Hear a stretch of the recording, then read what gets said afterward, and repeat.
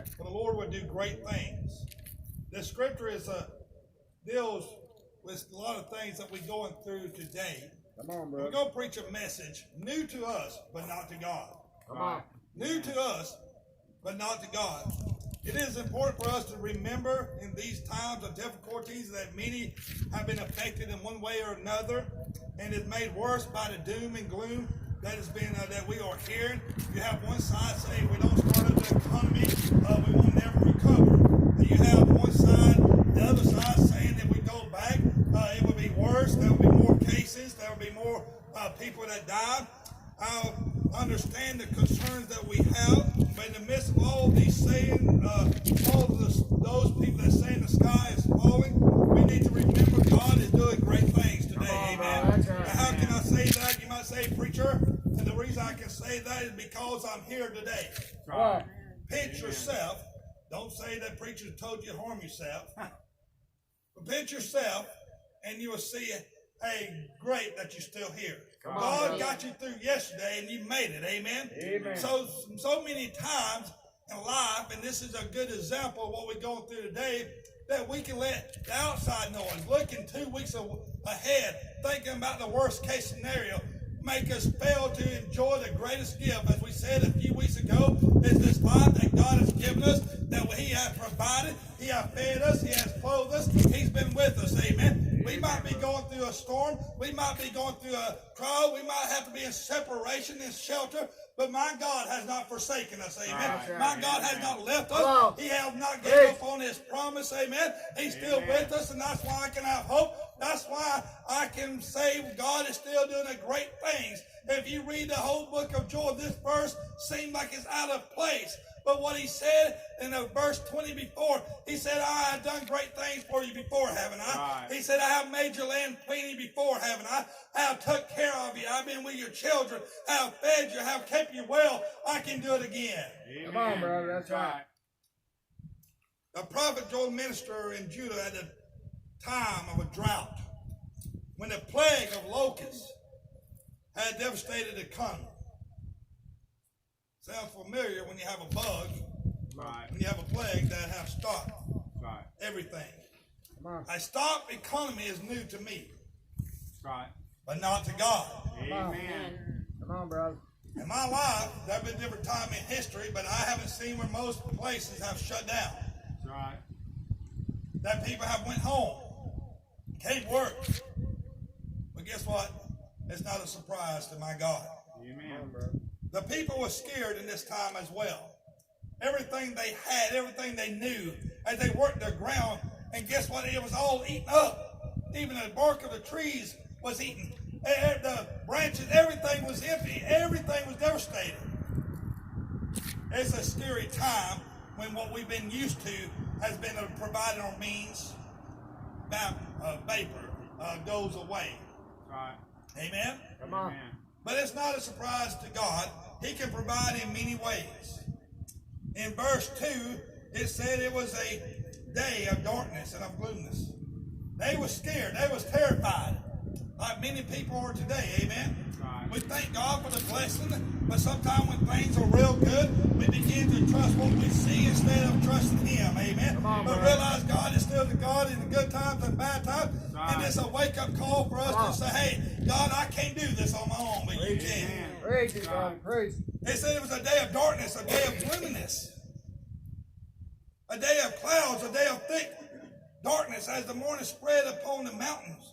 You know, when you see the light begin to go, it said that's how this plague would do. It said it would spread across the whole land. Right.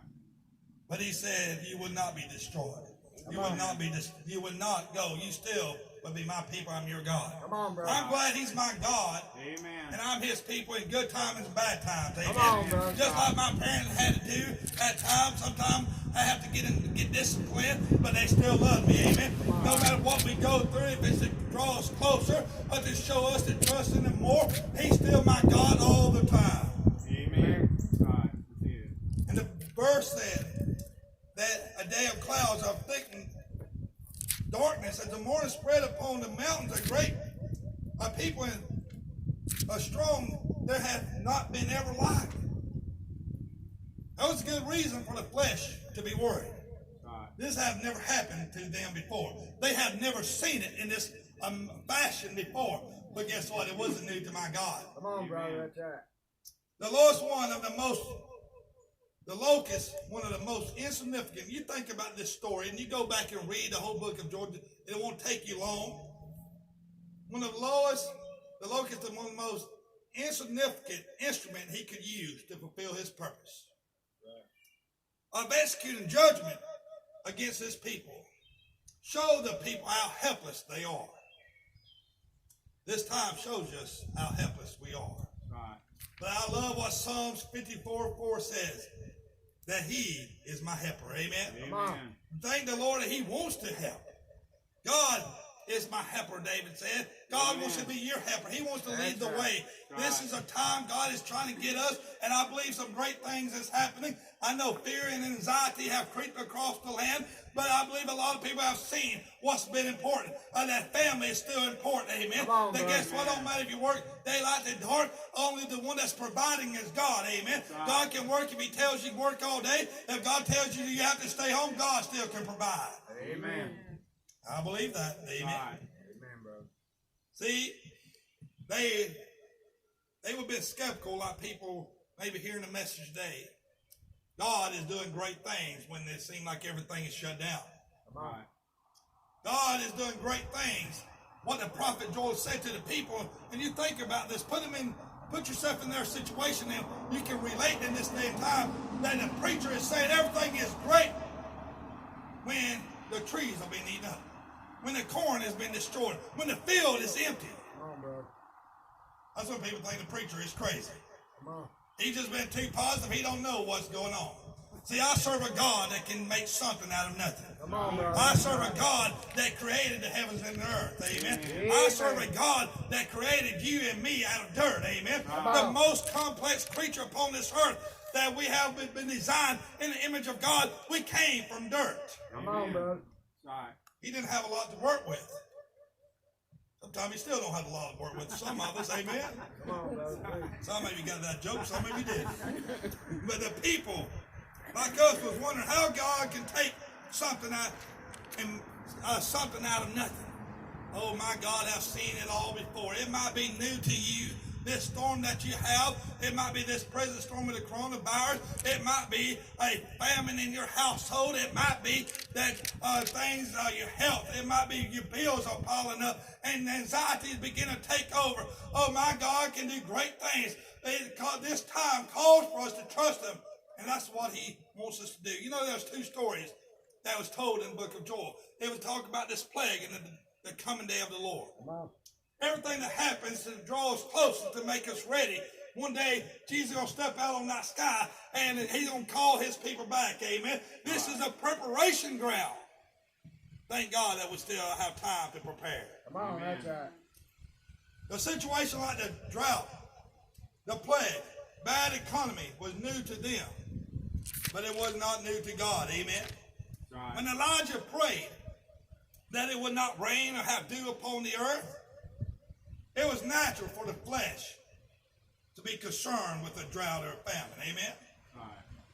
I think about put myself in Elijah's situation, that he showed a man of great faith and he prayed. He's like, I'm going to pray and it's not going to rain, no dew upon the earth. And as he got by himself, he's like, oh my goodness, I just prayed there's no rain. That means famine is going to happen. Drought is going to take place. It's like a lot of people that heard that, hey, we're going to get shut down. Not working sounds like a good idea. Amen. A few weeks ago when people were like, man, I wish I didn't have to work. That sounds like a great thing until you realize it hits you that no working means no money. No working means you can't go to the things and do the things that you enjoy doing. Amen. But I'm glad God has an answer for all things. But for God, this wasn't the first time he's seen a drought, a water problem, a water shortage, or a famine. The Lord told Elijah, he said, I can provide for you. I have a plan to take care of you in this drought. Get yourself up, go down to the brook by Cherith, and I will have the ravens to feed you. Listen, do you believe God can take care of you? Amen. Do you believe God has took care of you? Amen. Do you you believe you're here because of your own strength or by the mercy and grace of God? By the mercy and grace of God. Amen. Thank God we're here today. We have help. We can breathe. Oh, people are trying to tell you it's doom and gloom, and it might be a dark day in your life, but look out and see the sun that God is still good, God is still with you, and God still loves you, and He will not leave you, amen. He has brought you this far not just to abandon you, but to give you abundant life, and that you can go home and be changed in twinkling of an eye with Him. Amen. Oh, guess what? In life, everything, you don't just have one problem in life, do you? How many of you have had more than one problem? Amen, brother. I've had a few. I ain't just talking about my hairline, okay? But God has been with us. You know what? Elijah and God enjoying that in this time of drought and time of famine. There was a brook with water. And the raven was coming like clockwork, feeding him. Then the ravens quit coming, the brook dried up. Lord said, Elijah, I'll take care of you by this way. I got you taken care of another way. Amen. He said, you go down to a widow. She would cook and provide for you.